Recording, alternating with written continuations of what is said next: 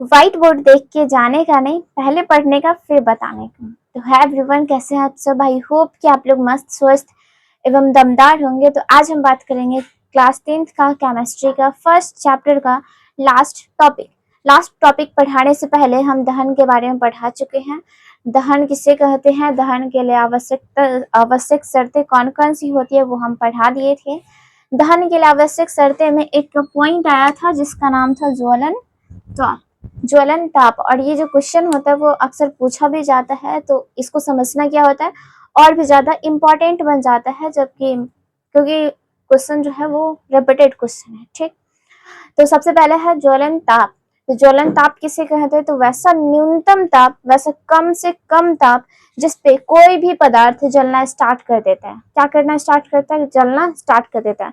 मान लेते हैं मार्कर है, मार्कर को थोड़ा सा टेम्परेचर देंगे तो जलेगा नहीं, थोड़ा और टेम्परेचर देना पड़ेगा फिर भी नहीं जलेगा, फिर और टेम्परेचर देना पड़ेगा। बाई चांस वहां पे जलना लगे तो वो जो टेम्परेचर होगा ना, जहां से ये जो मार्कर है वो जलना स्टार्ट होगा, उसी को बोलेंगे ज्वलन ताप। मतलब सीधा याद रखना, जैसे पेज है तो पेज तुरंत जलना स्टार्ट हो जाता है। क्यों? क्योंकि उसका जो ज्वलन ताप होता है वो बहुत ज्यादा कम होता है।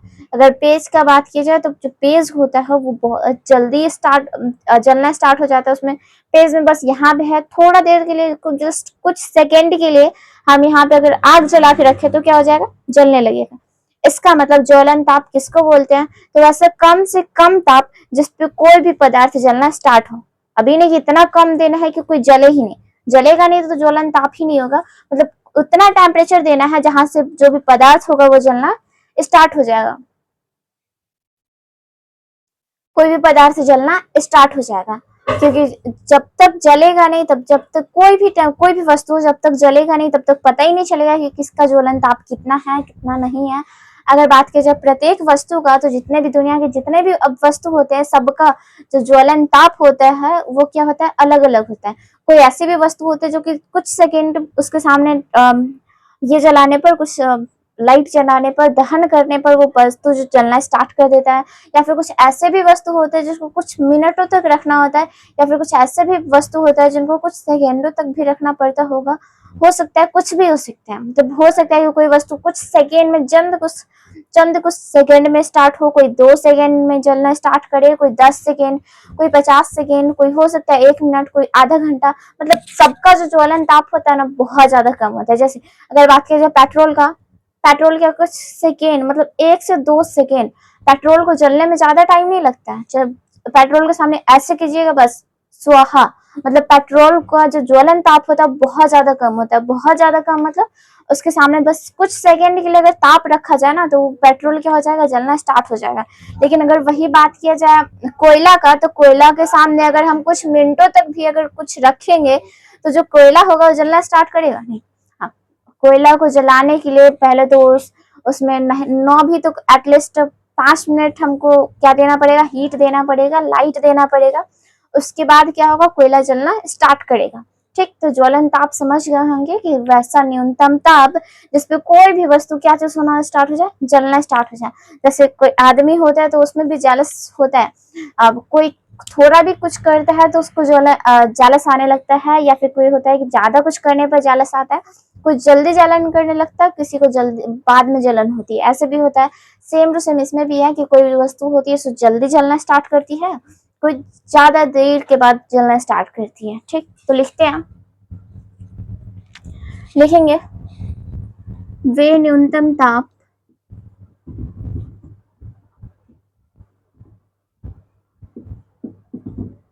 वे न्यूनतम ताप जिस पर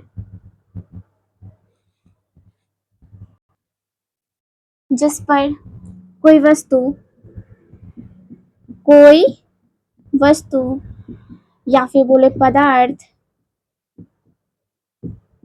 जलना प्रारंभ करती है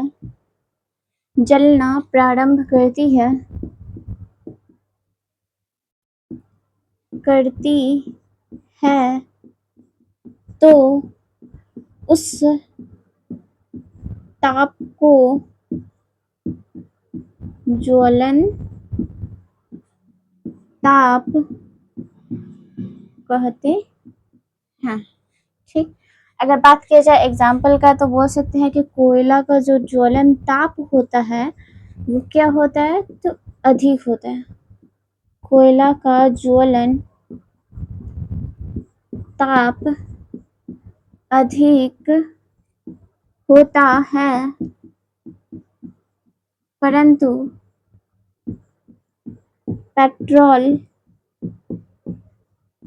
का ज्वलन ताप क्या होता है, बहुत ज्यादा कम होता है। तो लिखेंगे पेट्रोल का ज्वलन ताप अत्यंत ही कम होता है, ही कम होता है। इससे हमको यही पता चल रहा है कि जितने भी वस्तु होते हैं सबका क्या होता है, ज्वलन ताप अलग अलग होते हैं। ठीक, तो इसको हम वाइट करते हैं। उसके बाद आगे का जो टॉपिक है वो है ज्वाला। बोले हैं चैप्टर का लास्ट टॉपिक, मतलब इसी में जितना भी होगा सारा खत्म। अब हम बात करेंगे क्या चीज के बारे में, ज्वाला के बारे में। ज्वाला को अंग्रेजी में क्या कहते हैं, फ्लेम। क्या बोलते हैं, फ्लेम। अब ज्वाला को समझने के लिए सबसे पहले हम एक एग्जाम्पल लेते हैं मोमबत्ती का। बाई चांस मान लेते हैं मोमबत्ती है सो जल रही है। ठीक, मोमबत्ती जब जलेगी तो क्या चीज उत्पन्न करेगी, ये दो चीज उत्पन्न करेगी। एक तो प्रकाश युक्त गैस और दूसरा क्या, प्रकाश।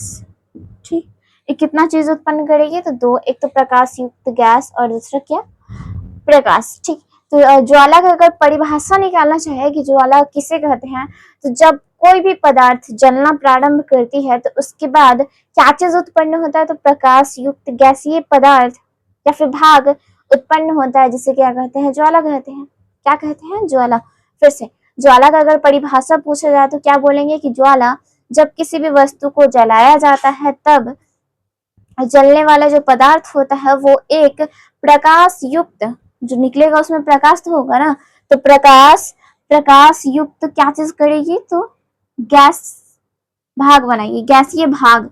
तो गैसीय जो भाग बना रहा है इसी को क्या बोलते हैं, ज्वाला। फिर से जब कोई पदार्थ जलना प्रारंभ करती है तो वह क्या चीज उत्पन्न करती है, प्रकाश युक्त गैसीय भाग उत्पन्न करती है, उसी को क्या बोलते हैं, ज्वाला।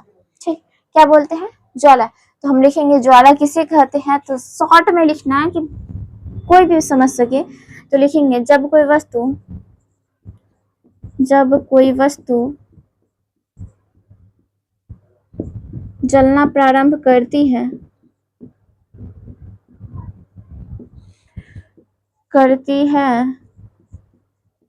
तो वह प्रकाश युक्त